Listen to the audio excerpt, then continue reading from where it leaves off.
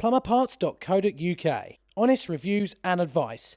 Hold tight, welcome to today's Plumberparts.co.uk video. My name is James and today we're going to use our little mock-up area here. We filled this radiator up with a bit of water and we're going to show you how to remove this radiator without having to drain your system down, so you can basically take it off the wall and quickly paint behind it. So it's a really handy trick to know how to get these off without having to drain the whole system out. So, very simple video. Please subscribe if you like it and I'll see you in a minute. Hold tight. Oh yeah, and remember one thing as well, if you don't have enough flex on the radiator pipes going up, say they're coming out of a concrete floor, this might not be the easiest job to do in the world, so make sure that the pipes can move a little bit if you can before you start. So first things first, what you're going to need to do is make a note. If you've got a pressurised heating system, that is whereby you have a little dial on front of the boiler or up in your loft or in your airing cupboard. Make a mental note of where that dial was pointing, because once you finish this job and you put the old radiator back on the wall, you're going to need to probably repressurise that system a bit, just top it up a little bit, and also you might need to add a small amount of inhibitor. We've also done a video on how you can do that, so please check our YouTube channel, type in inhibitor and you'll find a way that you can do that there. So firstly, the tools you're going to need for this job, we've got a spanner here, normal spanner. We've got ourselves a pair of adjustable grips,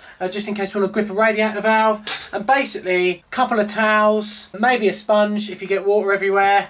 And because you're not going to have the specially made plumbing device for this, because we can actually have specially made plumbing trays for this sort of drain down, we're just going to use ourselves a little paint beast like this today. So you've made a note of the pressurised system, or if you've got a tank in the loft, you don't even need to worry. So the next thing we're going to do is shut down the lock shield end of the radiator. The radiator we've got here today has got two lock shields on it, but you might have what's called a thermostatic radiator valve, or TRV, at the other end. So you want to shut that down to 0. So let's do that now. Just shut this down here now.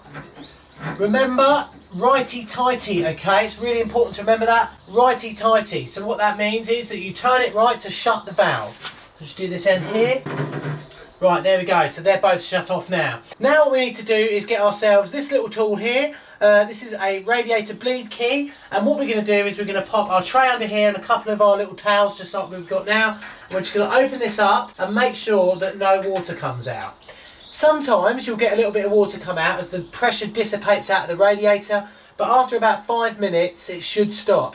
If it doesn't stop, I'm afraid you're not going to be able to carry on with this method of removing the radiator to paint behind the wall. So as you can see, we've got no water coming out of here, even though you might get a dribble on your radiator. All we've done is basically we've shut these two valves, and now we know for a fact that they're holding. So we know it's safe for us to go on to the next stage. All we need to do next is use our grips and our adjustables to grip the valve itself and slacken off this nut on the radiator side of the valve. Choose either end, it's up to you, but I usually use the TRV end. Because we haven't got a TRV here today, I'm just going to use the end nearest the camera. We're going to hold our body just like this, and then we're going to get our nut and just loosen off this valve as so. And you should see pretty much straight away we get a little bit of water coming out. So now we've got our radiator draining down, basically it's just a matter of patience. I always have a nice large bucket with me, so intermittently I can just nip this up when this starts getting a bit full, and then I can pour my water into that bucket knowing that I'm not going to have any major problems. Even if I do have a little bit of a drip, I've got my towels here that are going to catch any water. So what we're going to do now is wait while the water level slowly comes down and down and down into this radiator. Maybe even make yourself a cup of tea and just sit there with it whilst doing this. Check your emails even. So basically just do that, wait till this fully starts to stop, and then we'll move on to the next stage.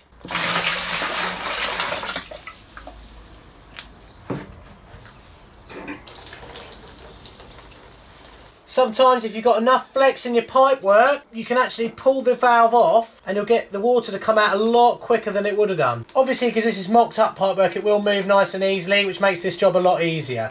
Right, so as you can see, we've almost completely stopped running now. So pretty much ready to move on to the next bit. Right, all radiator brackets are slightly different, so it's a good idea you have a good look at how they actually come off. So if we look at these ones here, we can see that this just lifts off this part here, and they've got a holding clip here that basically retains the radiator back to the wall but doesn't actually take any weight. You'll often find that your radiator bracket will be one long piece of angled metal with two little lugs in for the bottom clip and the top clip, but for this video, this radiator is just fine to show you how to do the next bit. So we've got hardly any water coming out of that end of the rad now. What we want to do before we actually fully remove it off the wall is we want to slacken off this other end just quickly. So do it in exactly the same way we slackened off our first pipe.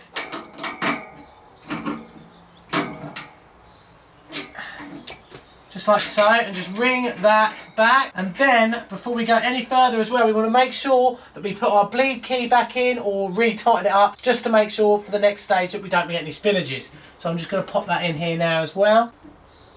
There we go, so that's now back in. So, what I do, just pop this valve off here. We've got a little bit of water at this end, but we've got this at this end, and all we need to do is just quickly lift this up slightly, okay?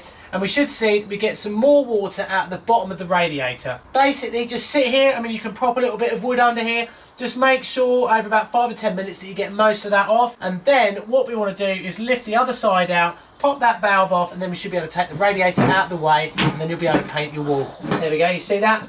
Tipping it that way. Still got plenty of water in the bottom of the rad there.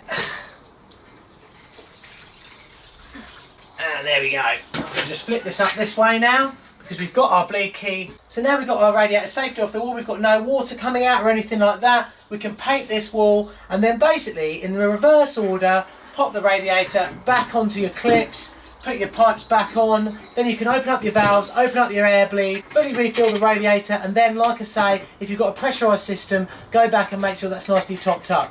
If while you're at it you want to add some inhibitor, then that's great. You can never really have too much inhibitor in a heating system. I hope you found today's video helpful and informative, and it's given you a better idea about how you can remove these radiators and how easy it is to do it yourself without having to ring a plumber up if you've got the decorators around doing the wall or whatever. If you need any more help or any more information, pop over to our website at plumberparts.co.uk. As I said, it's really important you subscribe. We upload weekly. We upload fun videos as well about plumbing disasters, pictures, loads of questions. If you ask us a question on our Facebook page, if you use the camera on your mobile phone and actually ask us a question on a video, you never know, we might use that in one of our Ask the Plumber videos. Until next time everyone, I hope you have a lovely week, and I'll see you in our next video. Remember everyone, to hold tight!